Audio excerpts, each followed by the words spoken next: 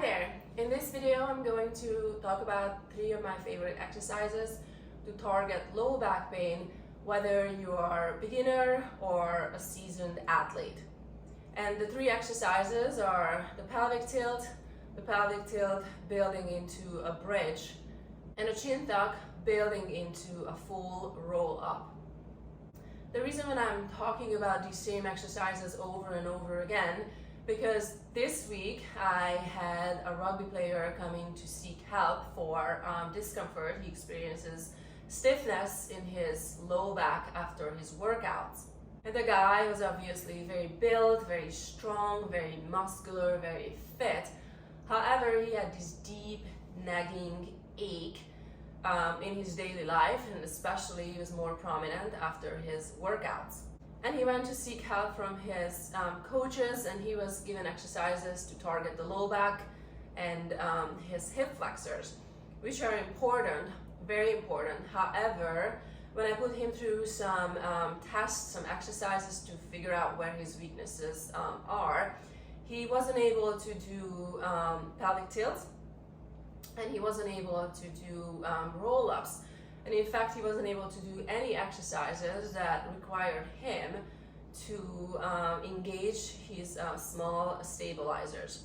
There are 2 types of muscle in the body. The big movers, for example, the bicep, the tricep, the lats, the upper trapezius, the quads or the hamstrings. These are the muscles that we usually focus on when we first start working out. And these are the muscles that are being engaged when he's playing rugby. Stabilizers, on the other hand, are the small muscles that support the body. Think, for example, the small muscles in the hip that connect the thigh bone to the hip, or the rotator cuff muscles that keep your upper arm bone connected to the shoulder. Or in case of low back pain, the small muscles between each vertebrae that allow the vertebrae to move forward and backwards, and rotational and side bending movements. The stabilizers are smaller than the big movers. However, they are the ones that prevent pain and decrease injury risk. They are also usually ignored unless you go seek help from a physical therapist, you practice Pilates, yoga, or mobility work. So I'm going to demonstrate the pelvic tilt building into a bridge, and the chin tuck building into a roll up. So the first exercise, the pelvic tilt, which is when you lie down on the floor and the feet are not moving, the thigh bones are not moving, the upper body is not moving. The movement only happens in the hip. The hip is tilting backwards, coming into a posterior tilt, going back to neutral, and then going into an anterior tilt. So this is what it looks like. I'm gonna keep my hand on my rib cage so you can see the movement happening. So I'm right now in a neutral pelvis, have some space under my low back, and the first part I'm going into an anterior tilt, so creating more space under the low back, with that stretching the lumbar erectors, the muscles in the low back area, tilting the pubic bone closer to the floor. Thigh bones are not moving, upper body is not moving. The movement only happens from the hip. Coming back into a neutral alignment, and then the hard part for most people is bringing the low back down on the mat, so having the sacrum and the lumbar vertebrae, the vertebrae in the low back, touching the floor. There are 5 vertebrae in the low back, 12 in the mid back, and 7 in the neck area. So the goal of the exercise is that you're touching down sacrum, L5, L4, L3, L2, and L1. And then coming back L1, L2, L3, L4, L5, and then the sacrum, coming back into a neutral alignment, and then going into an anterior tilt, or what I usually call a mouse house to keep things simple. Again, thigh bones are not moving, only the pelvis is tilting, the hip is tilting forward and back. So it's a very simple exercise, it's a simple concept, tilting the hips forward and back. However, for athletes that used to using the big movers, used to engage their big movers, or beginners who not used to engaging their muscles yet, it's a hard concept to master. I think it's a hard exercise to master, and oftentimes people get frustrated with it. However, I suggest that you stay with it and really focus on bringing down each bone at a time, and really focus on mastering this exercise. And you can add variation to this. So I usually start teaching it in with the feet parallel. You're engaging different muscles, and it feels completely differently when you have your knees turning out, your feet turning out. And then the third variation would be when you bring your knees together, feet apart. Then you feel more of your inner thighs engaging. And then the last one is in frog, which is usually people feel a deep stretch in their adductors and feel the exercise by the hip joint. And usually this is the one that's the hardest for most people. Tilting the pelvis forward, a deep stretch by the adductors.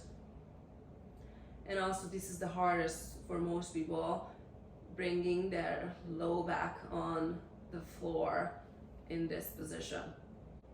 But I suggest practicing all 4 variations, because again, they engage different part of your legs and different muscles in the body, which are all important for proper support and preventing pain and injuries. Okay, so the next is building on the pelvic tilt, is pelvic tilt building into a bridge. Same thing, I usually teach this exercise with the feet parallel, the feet wide out, the knees turned in and in frog. And the exercise is building on the pelvic tilt, so coming from a neutral alignment, having a small space in the low back, to squishing the vertebrae into the floor and start scooping the pelvis off of the floor, and vertebrae by vertebrae lifting up into a bridge, coming all the way up, and then taking the time, keeping the scoop under and dropping down bone by bone, having the thoracic vertebrae coming down, and then having the low back vertebrae coming down. And then lastly, having the pelvis, the hips drop down. And then from there, coming into a neutral alignment, small space, and creating a larger space under the low back, going into an anterior tilt.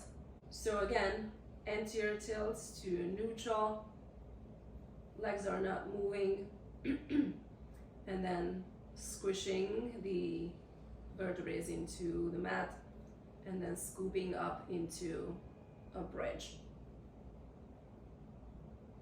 All the way up, and then taking the time rolling down, keeping the tension in the hamstrings as you lower down, bone by bone, having the hips land, and then release the hamstrings. So this exercise is also really, really good to help to teach dissociation between the hip and the low back.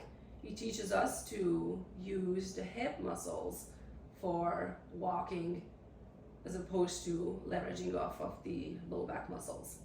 And the third exercise is a chin tuck building into a roll up. So engaging the small muscles by the vertebrae from the other ends, going from the head towards the pubic bone, towards the coccyx. A chin tuck is like a pelvic tilt for the head. With the pelvic tilt, the hips moving forward and back. With the chin tuck, the head is moving forward and back over the neck vertebrae. So the roll up is lifting the head and leading with the nose. So with that, we are opening up the suboccipital area, which is where the head meets the neck, and then curling up, slow and controlled, vertebrae by vertebrae, all the way up. And then here's the other important part, tilting the pelvis first. So it's a pelvic tilt, having the sacrum land and then the low back vertebrae, L5, L4, L3, L2, L1, the mid back vertebrae, 12 vertebrae in the mid back, and then slow and controlled landing down. And then lastly, the nose comes back to neutral. Obviously, you don't have to go as slow. I'm just explaining, the reason why I'm going slow is because I'm explaining the movement. So lift the head, lead with the nose, and then slow and control. Curl up, sit up tall, and then pelvis rolls first, coming into a posterior tilt, and then the low back lands down, and then the mid back lands down. If you can't yet do a full roll up, two options. First, just playing with the chin tucks, building into a roll up, come up as high as you can. So with that, you're strengthening and mobilizing the muscles in your upper back. So that's variation number one. Or variation number two is coming from a seated position and then tilting the pelvis and then lowering the movement down. You can also have your feet anchored, someone holding it or put it against the couch or something, and then lower down, vertebrae by vertebrae. And once you get stronger, you will be able to do the full roll up.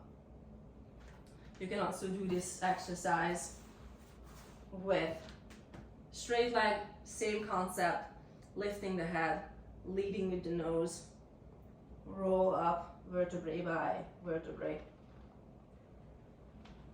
Slow and controlled. You can also lean more forward, curl more forward, and then the pelvis starts the movement first, and then lowering down, slow and controlled.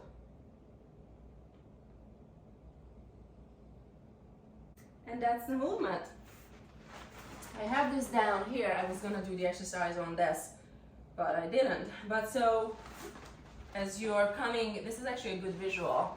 So this is your vertebrae, your spinal column. So the pelvis would be here, and as you're coming down, you would dropping down bone by bone, by bone, by bone, by bone, all the way down.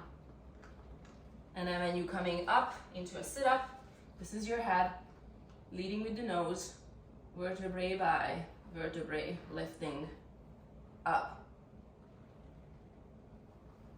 all the way up, and then lowering back down. This is actually good because, so these are the vertebrae, and these, imagine that these are the small muscles that we actually want to engage. So you can see that you're curling forward, bending backwards. These are the muscles that are being engaged with this movement. Again, take the time practicing these, take the time mastering these. These are the exercises, foundational exercises to prevent pain, whether you are a beginner starting to work out, whether you suffer pain, or whether you're a professional athlete suffering from low back pain. So I hope this was useful, and thank you for watching. Have a good day.